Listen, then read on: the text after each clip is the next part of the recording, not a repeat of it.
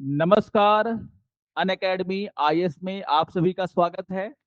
और daily current affairs के आज के इस सेशन में हम डिस्कस करने वाले हैं एक इंपॉर्टेंट न्यूज के ऊपर, जो आज के सभी समाचार पत्रों में आपको देखने के लिए मिल जाएगा।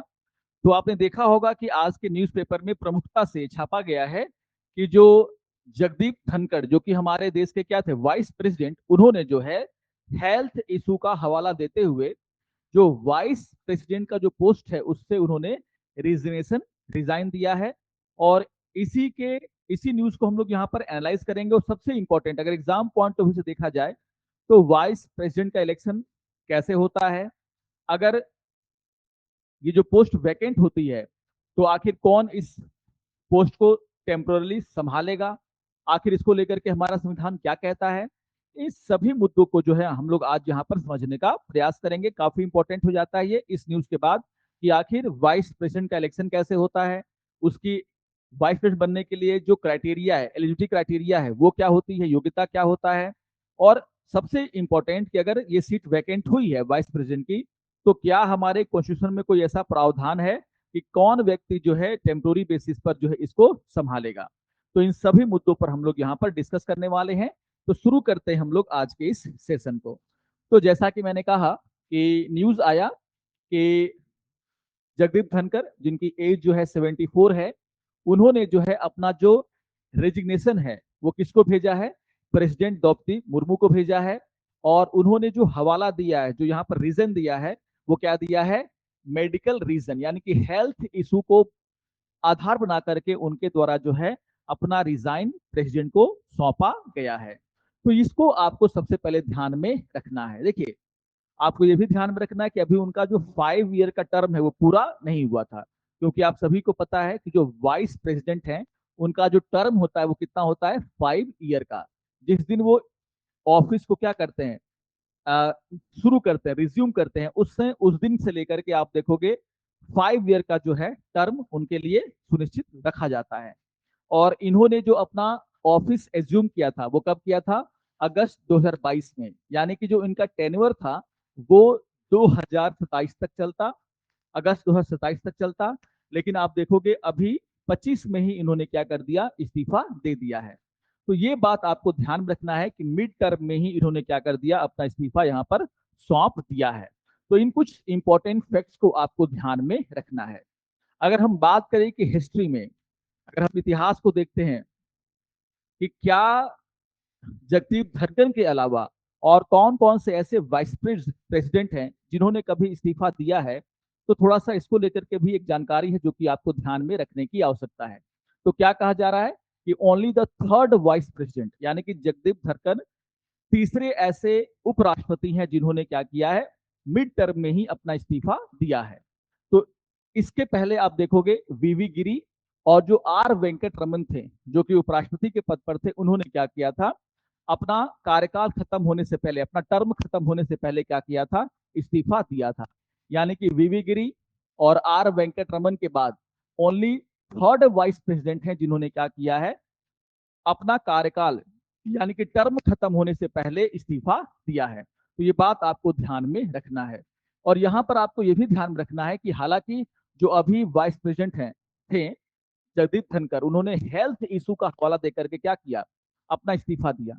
लेकिन आप देखोगे वीवी गिरी और जो आर वेंकट रमन है, उन्होंने जो है अपने पद से इस्तीफा इसलिए दिया था ताकि वो प्रेसिडेंशियल इलेक्शन में क्या कर सके, कॉन्टेस्ट कर सके, उसमें पार्टिसिपेट कर सके। तो आपको ये भी ध्यान में रखना है कि जो 3 वाइस प्रेसिडेंट अभी तक जिन्होंने क्या किया है, रिजाइन दिया है, उसमें से जो अभी जो वाइस प्रेसिडेंट थे जगदीप धनखड़, उन्होंने हेल्थ इशू का हवाला दिया।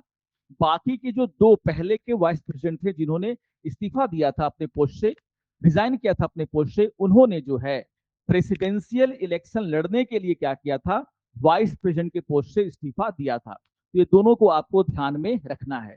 और यहाँ पर आपको ये भी ध्यान रखना है कि जब वीवी गिरी और आर वेंकट रमन ने, है ना, जब इस्तीफा दिया, तो उसके बाद जो गोपाल स्वरूप पाठक और जो शंकर दयाल शर्मा थे, उन्होंने जो है वाइस प्रेसिडेंट के पद पर उनको चुन करके क्या किया गया, भेजा गया था। तो ये सारे कुछ फैक्ट्स हैं जिसको कि आपको ध्यान रखना है एग्जाम पॉइंट ऑफ व्यू से। ओके, ये बात आप लोग एकदम एग्जाम पॉइंट ऑफ व्यू से नोट डाउन भी कर लीजिएगा, अपने ध्यान में भी रखिएगा।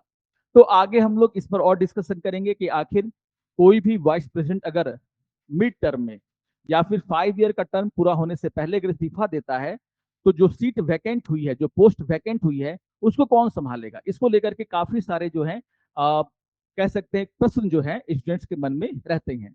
लेकिन आगे बढ़ने से पहले कुछ इंपॉर्टेंट चीजें हैं जिसको कि आपको ध्यान में रखना है।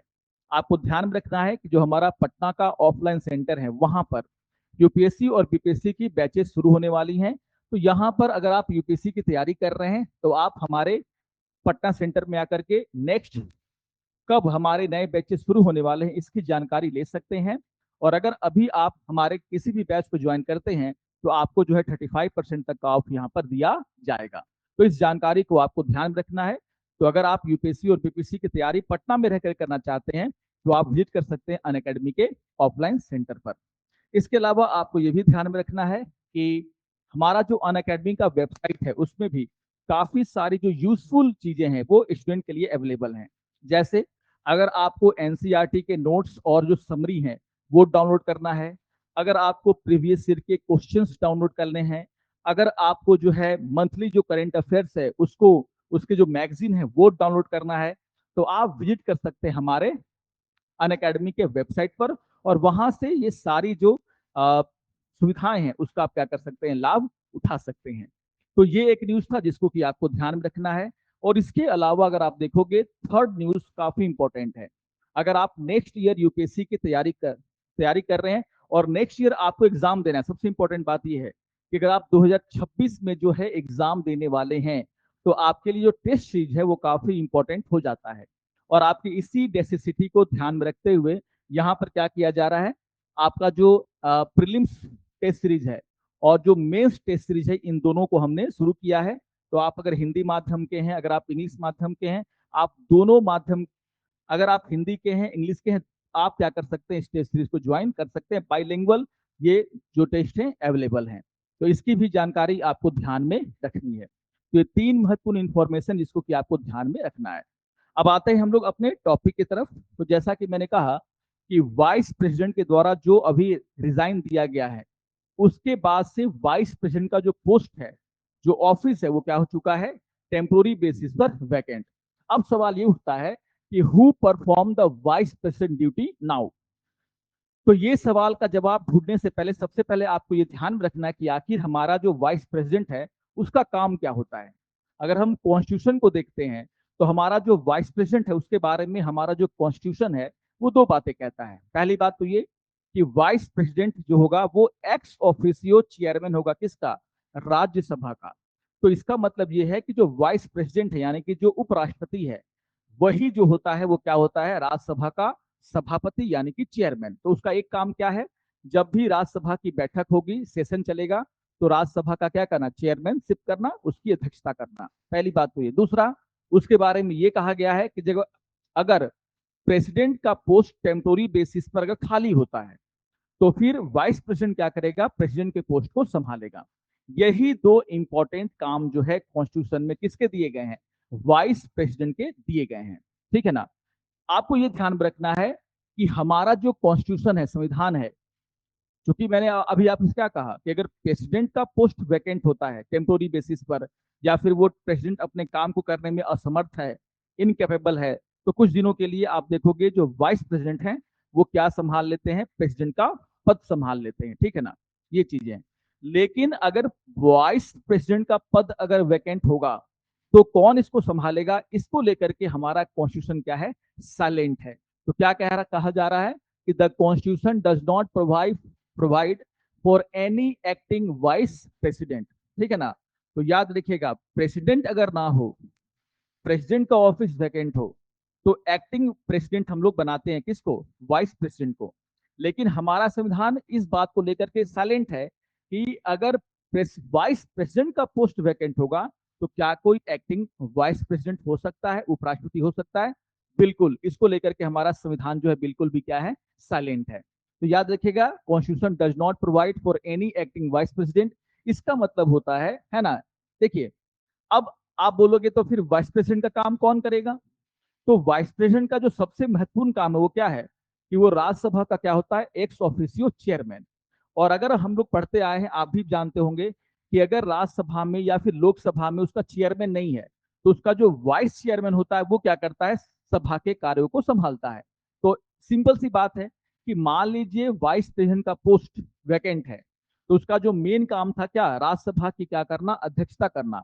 तो अगर मान लीजिए अध्यक्ष नहीं है, तो राज्यसभा का जो उपसभापति होता है, वाइस चेयरमैन होता है, वो क्या करेगा, उसके पद को संभालेगा। तो क्या कहा जा रहा है कि since the vice president is also the x officio chairman of the Rajya Sabha, the deputy chairman, है ना, तो जो डिप्यूटी चेयरमैन, जो उपसभापति होगा, वो क्या करेगा, है ना, वो क्या करेगा, जब भी बैठक होगी राज्यसभा की, तो उसका प्रिसाइडिंग ऑफिसर कौन बन जाएगा, तो उसका कौन, डिप्टी चेयरमैन।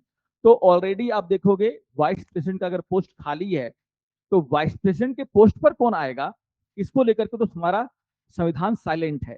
लेकिन जो सभापति का पद खाली हुआ, उसके काम को कौन संभालेगा, तो कौन संभालेगा, आपका डिप्टी चेयरमैन। और अभी डिप्टी चेयरमैन कौन है, हरिवंश नारायण सिंह। वो क्या करेंगे, जब तक कि हमारा नया वाइस प्रेसिडेंट चुन करके नहीं आ जाता, तब तक वो क्या करेंगे, जो राज्यसभा है उसके हाउस को, उसका जो बैठक होगा उसको क्या करेंगे, प्रिसाइड करेंगे। ठीक है ना। तो ये बातें आपको सबसे इंपॉर्टेंट तरीके से ध्यान में रखनी है। अब इसके अलावा जो है, एक और क्वेश्चन सभी के मन में है कि when will the election be held. चलो ठीक है, वाइस प्रेसिडेंट का पोस्ट क्या हो चुका है, वैकेंट हो चुका है, उनका ऑफिस क्या है, अभी खाली है। तो चुनाव होंगे, तो चुनाव कितने दिनों में होंगे, इलेक्शन कमीशन कब इसका चुनाव कराएगा, इसको लेकर के प्रश्न आपके मन में होंगे और एग्जाम में भी ये क्वेश्चन आता रहता है। देखिए, अगर हम प्रेसिडेंट के बारे में बातें करें, तो क्या कहा जाता है कि अगर प्रेसिडेंट का जो ऑफिस है वो वैकेंट हो गया, तो जिस दिन वैकेंट हुआ है उसके बाद से आप देखोगे इलेक्शन कमीशन क्या करता है, यह सुनिश्चित करता है कि 6 मंथ के अंदर जो है प्रेसिडेंट चुन करके आ जाए। मैं प्रेसिडेंट की बात कर रहा हूँ, वाइस प्रेसिडेंट की बात नहीं कर रहा। हमारा जो है constitution, in case of president, हमारा कॉन्स्टिट्यूशन क्या कहता है, constitution require that a vacancy to be filled within 6 month of the vacancy। तो जब हमारा राष्ट्रपति का पद खाली होता है, तो 6 महीने के अंदर क्या करना चाहिए, उसको फिल कर देना चाहिए, किसके द्वारा, इलेक्शन कमीशन के द्वारा। लेकिन ऐसा कोई भी रिक्वायरमेंट वाइस प्रेसिडेंट को लेकर के हमारा कॉन्स्टिट्यूशन में नहीं दिया गया है कि अगर वाइस प्रेसिडेंट का पद खाली होता है तो 6 महीने के अंदर ही उसको भरना क्या है, आपके लिए आवश्यक है। तो याद रखिएगा कि but for a vice presidential vacancy there is no such fixed deadline. ये बहुत ही इंपॉर्टेंट है, फिक्स्ड डेडलाइन, यानी कि 6 मंथ का जो डेडलाइन दिया जाता है प्रेसिडेंट के मामले में, वो डेडलाइन जो है यहां पर लागू नहीं होता। बस क्या लिखा है कि अगर वाइस प्रेसिडेंट का पद खाली होता है, तो क्या होगा, उसके पद को भरने के लिए चुनाव एज सून एज पॉसिबल, यानी कि जितनी जल्दी हो सके उसको भरने के लिए क्या करना चाहिए, चुनाव कराना चाहिए, एज सुन एज पॉसिबल।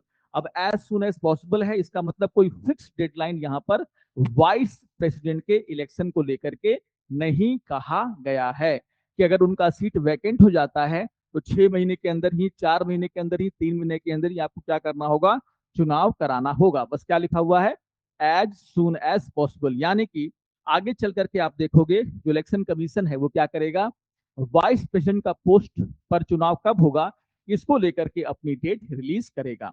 तो ठीक है ना, तो election commission will announce the schedule, ठीक है ना, and the poll is conducted under the presidential and vice presidential election act 1952।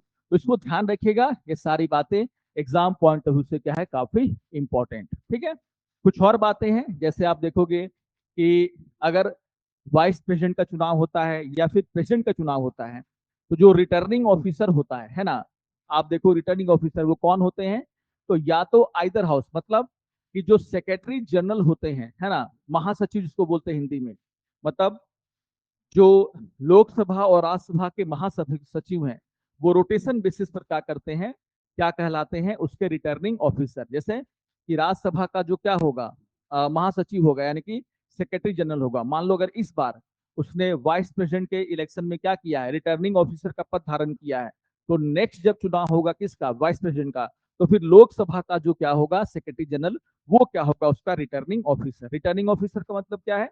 Returning officer वो ऑफिसर है जिसके देख रेख में चुनाव होगा, और वही वो अधिकारी होता है जो जीता हुआ, कौन कौन जीता हुआ है कैंडिडेट, इसकी घोषणा करता है। तो रिटर्निंग ऑफिसर यहाँ पर कौन होता है, आपको ध्यान में रखना है। रिटर्निंग ऑफिसर कौन होता है? लोकसभा या राज्यसभा का क्या सेक्रेटरी जनरल, यानी कि महासचिव। रोटेशन बेसिस पर ये काम होता रहता है। तो ये चीजें आपको ध्यान में रखनी है, जो कि काफी इंपॉर्टेंट है आप सभी के लिए। ठीक है, अब क्या है कि how long will the new vice president serve. मान लीजिए 22 में जो है जगदीप धनखड़ ने अपना पद संभाला था, है ना। 27 में क्या होने वाला था इलेक्शन, और 25 में उन्होंने क्या कर दिया, रिजाइन अभी, यानी कि लगभग 2-2.5 साल उन्होंने क्या किए हैं, अपने पद को संभाला है। अब यहाँ पर जो आगे वाइस प्रेसिडेंट आएगा, उसका जो टर्म होगा वो 5 साल का होगा या फिर 2.5 साल का होगा, ये क्लियरिटी होना बहुत ही जरूरी है।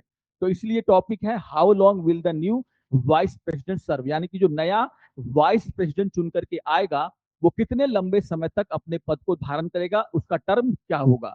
तो याद रखिएगा, है ना, कि अगर मान लीजिए कोई वाइस प्रेसिडेंट का पद अगर खाली होता है, या फिर प्रेसिडेंट का पद अगर खाली होता है, और वहां पर चुनाव के द्वारा किसी व्यक्ति को चुन करके भेजा जाता है, तो वो बचे हुए टर्म के लिए नहीं, बल्कि पूरे के पूरे 5 ईयर का टर्म क्या करता है, अपने ऑफिस में पूरा करता है। ठीक है ना, याद रखिएगा, the elected candidate will serve full 5 year term from the date of assuming office, not just reminder of Dhankhar tenure. मतलब जो बचे हुए जो उनके टेनवर, यानी कि 2.5 साल का अगर मान लीजिए कार्यकाल बचा हुआ है, तो सिर्फ वो 2.5 साल के लिए नहीं, बल्कि पूरे के पूरे 5 वर्षों तक अपने पद को धारण करेगा। कुछ बहुत ही इंपॉर्टेंट बातें हैं exam exam point of view से, जिसको कि आपको ध्यान में रखना है। तो जो बीपीएससी का एग्जाम देने जा रहे हैं अभी 1-2 महीने के बाद, उनके लिए भी ये टॉपिक काफी इंपॉर्टेंट है। मैं इसलिए डिटेल में पढ़ा दे रहा हूँ ताकि आपका एक टॉपिक क्या हो जाएगा, रिवीजन हो जाएगा, और यूपीएससी के लिए तो इंपॉर्टेंट है ही। तो ये सारे फैक्ट्स आपको ध्यान में रखने हैं। ठीक है, अब इसके अलावा आप सभी जानते हैं कि हमारा जो नेक्स्ट टॉपिक होगा कि वाइस प्रेसिडेंट का इलेक्शन होता कैसे है। तो डिटेल में नहीं, लेकिन मैं आपको जरूर शॉर्ट में यहाँ पर बता देता हूँ कि आप सभी को पता है कि चाहे वो प्रेसिडेंट हो, चाहे वो वाइस प्रेसिडेंट है, सबका चुनाव जो है इनडायरेक्टली होता है। यानी कि यहाँ पर क्या होता है, एक इलेक्टोरल कॉलेज, और इलेक्टोरल कॉलेज के जो मेंबर है वो क्या करते हैं, प्रेसिडेंट और वाइस प्रेसिडेंट के चुनाव में क्या करते हैं, पार्टिसिपेट करते हैं।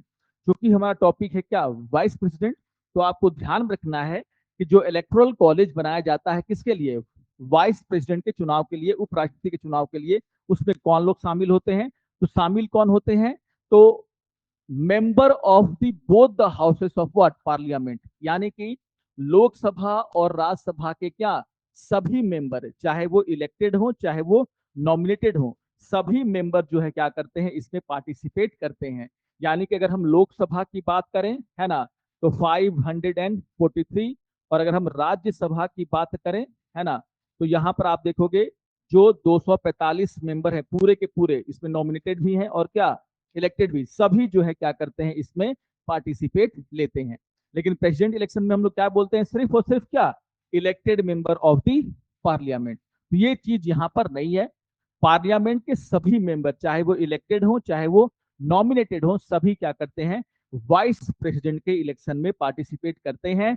यहां पर आपको ध्यान रखना है कि राष्ट्रपति चुनाव की तरह जो स्टेट लेजिस्लेचर है, राज्य के जो विधानमंडल हैं, उनका जो है पार्टिसिपेशन यहाँ पर नहीं होता है। तो डिफरेंसेस भी आपको ध्यान में रखने हैं, क्लास में मैंने डिटेल में आपको पढ़ाया भी है, तो थोड़ा सा डिफरेंसेस को आप लोग क्या कर लेंगे, ध्यान रखेंगे। और जो प्रोसेस है प्रेसिडेंट या फिर वाइस प्रेसिडेंट के इलेक्शन का, वो क्या है, सबको पता है कि system of what, proportional representation using single transferable vote, है ना। तो एकल संक्रमणीय मत प्रणाली, इंग्लिश में क्या बोलते हैं, सिंगल ट्रांसफरेबल वोट के माध्यम से आप देखोगे प्रेसिडेंट और वाइस प्रेसिडेंट का क्या होता है, इलेक्शन होता है। और आपको यह भी ध्यान रखना है कि जो इलेक्शन है वो सीक्रेट बैलेट यानी कि गुप्त मतदान के द्वारा किया जाता है। ये सारी बातें हम लोगों ने क्लास में भी की हैं, लेकिन यहाँ पर टॉपिक जब आया है तो आप लोगों को क्या कर लेना है, रिवाइज कर लेना है। तो प्रेसिडेंट और वाइस प्रेसिडेंट का चुनाव कैसे होता है, तो सीक्रेट बैलेट से, यानी कि सबको पता है कि यहाँ पर जो है दल बदल विरोधी कानून, एंटी डिफेक्शन लॉ वगैरह लागू नहीं होता है ना। आप सभी को पता होगा ये सारी बातें। तो ये काफी इंपॉर्टेंट चीजें हैं जिसको कि आपको ध्यान में रखना है, ठीक है ना। ये चीजें मैंने हिंदी में दे दिया है, आप लोग पीडीएफ को क्या कर लेंगे, डाउनलोड कर लेंगे। एलिजिबिलिटी क्राइटेरिया क्या है, अगर हम वाइस प्रेसिडेंट के लिए क्या करें, एलिजिबिलिटी क्राइटेरिया यानी कि योग्यता के मानदंडों को देखें, तो आप सभी को पता है कि कौन लड़ सकता है वाइस प्रेसिडेंट का चुनाव। तो बोला गया पहला क्या, सिटीजन ऑफ इंडिया। फर्स्ट जो योग्यता है, क्राइटेरिया, वो क्या है, सिटीजन ऑफ इंडिया। सेकेंड जो क्राइटेरिया है वो क्या है, एज का है, तो वो क्या है, जो पर्सन लड़ना चाहता है कम से कम 35 साल का होना चाहिए, उसकी उम्र क्या होनी चाहिए, कम से कम 35 साल। थर्ड जो क्राइटेरिया है वो बहुत ही इंपॉर्टेंट है ना, qualified to be elected, qualified to be elected to be the Rajya Sabha, यानी कि वो राज्यसभा का मेंबर बनने के लिए जो भी योग्यताएं हैं उसको क्या करता हो, रखता हो। डिफरेंस है, प्रेसिडेंट में हम लोग क्या पढ़ते हैं कि ऐसा व्यक्ति जो लोकसभा का मेंबर बनने के क्या है, लायक है, वो किसका चुनाव लड़ सकता है, प्रेसिडेंट का। यहाँ पर क्या हम लोग बोलते हैं कि ऐसा व्यक्ति जो राज्यसभा का मेंबर बनने के लायक है, चुनाव लड़ने के लायक है, योग्यता रखता है, वो किसका चुनाव लड़ सकता है, वाइस प्रेसिडेंट का। तो ये सारी बातें आपको ध्यान में रखनी है। चौथा जो है वो काफी इंपॉर्टेंट है, और वो क्या है कि जो व्यक्ति चुनाव लड़ना चाहता है, they must not hold any office of profit under the central और स्टेट गवर्नमेंट, यानी कि केंद्र और राज्य सरकारों में उसके पास कोई भी लाभ का पद है ना, ऑफिस ऑफ प्रॉफिट जिसको बोलते हैं, उसका पद जो है नहीं होना चाहिए। हाँ, इसके कुछ अपवाद भी हैं, जैसे मैंने आपको क्लास में बताया था कि अगर आप प्रेसिडेंट का चुनाव लड़ रहे हैं, अगर आप वाइस प्रेसिडेंट का चुनाव लड़ रहे हैं, तो अगर आप प्रेसिडेंट के पद पर हैं, अगर आप गवर्नर के पद पर हैं, अगर आप केंद्र में कोई मिनिस्टर हैं, तो उसको जो है लाभ का पद नहीं माना गया है, ऑफिस ऑफ प्रॉफिट इस इलेक्शन के लिए नहीं माना गया। मतलब अगर आप उपराष्ट्रपति हैं और दोबारा से उपराष्ट्रपति का चुनाव लड़ना चाहते हैं, तो आपको अपने पद से इस्तीफा देने की आवश्यकता नहीं है। अगर आप प्रेसिडेंट हैं और दोबारा से प्रेसिडेंट का चुनाव लड़ना चाहते हैं, तो आपको प्रेसिडेंट के पद से इस्तीफा दे करके चुनाव लड़ने की आवश्यकता नहीं है, आप उस पद पर रहते हुए भी चुनाव लड़ सकते हैं। उसी तरीके से अगर आप गवर्नर हैं किसी स्टेट का, अगर आप मिनिस्टर हैं, तो आपको अपने पद से इस्तीफा देकर के चुनाव लड़ने की आवश्यकता नहीं है। तो ये बोला जाता है कि आप किसी भी ऑफिस ऑफ प्रॉफिट, लाभ का पद नहीं संभाल रहे हो सेंट्रल और स्टेट गवर्नमेंट में। लेकिन इसके कुछ एक्सेप्शन है, अपवाद हैं, जो कि मैंने आपको यहाँ पर बता दिया है, क्लास में भी मैंने आपको डिटेल में डिस्कस किया है, ठीक है ना। तो ये सारी बातें जो है आपको ध्यान में रखना है, ठीक है। तो एक टॉपिक हमारा करंट अफेयर्स का आया, जगदीप धनखड़ से जुड़ा हुआ, और यहाँ पर हमने वाइस प्रेसिडेंट का शॉर्ट में जो है सारा का सारा रिवीजन कर लिया। तो आशा करता हूं कि आप सभी को ये सेशन अच्छा लगा होगा। आप जरूर इसको लाइक करेंगे, अपने कमेंट हमें देंगे, और इसी तरीके से हम एवरीडे कुछ नए टॉपिक पर एक्सप्लेनेशन लेकर के मैं आता रहूंगा, ठीक है। तो मिलते हैं नेक्स्ट सेशन में कुछ ऐसे ही इंपॉर्टेंट टॉपिक पर डिस्कशन के साथ। तब तक के लिए नमस्कार और